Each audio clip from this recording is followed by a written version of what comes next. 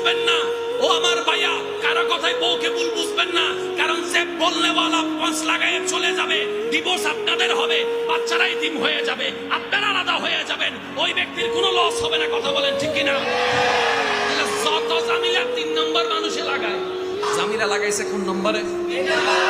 সবাইকে সাবধান করছি, বন্ধুর ভিতরে তৃতীয় ব্যক্তি আসতে দিবেন না, ভাই ভাইয়ের ভিতর তৃতীয় ব্যক্তি আসতে দিবেন না, স্বামী স্ত্রীর ভিতর তৃতীয় ব্যক্তি আসতে দিবেন না, কোনো জায়গায় তৃতীয় ব্যক্তি আসতে দিবেন না। আপনার কাছে যদি এসে বলে তোর ভাই তোর নামে এটা বলছে, আপনি বলবেন আমার মার ফেটার ভাই আমার যা মন চায় তা বলছে, তোর কি? ভাই ভাই যা হবার সেটা আমরা বুঝবো, তোর কেন তো ফেট ব্যথা?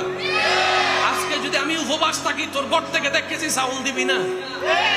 লেকচার দেওয়ার সময় আগে থাকবি, ফেস লাগানোর সময় আগে থাকবি। আজকে আমার ভাই অসুস্থ হলে আমারে লাগবে, আমি অসুস্থ হলে তারা লাগবে।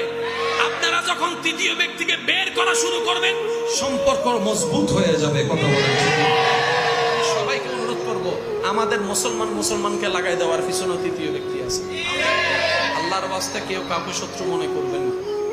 আপনি মনে করবেন আপনার ভাইয়ের সাথে আপনাকে লাগাই দেওয়ার মতো যেরকম শত্রু আছে, ওখানেও শত্রু আছে।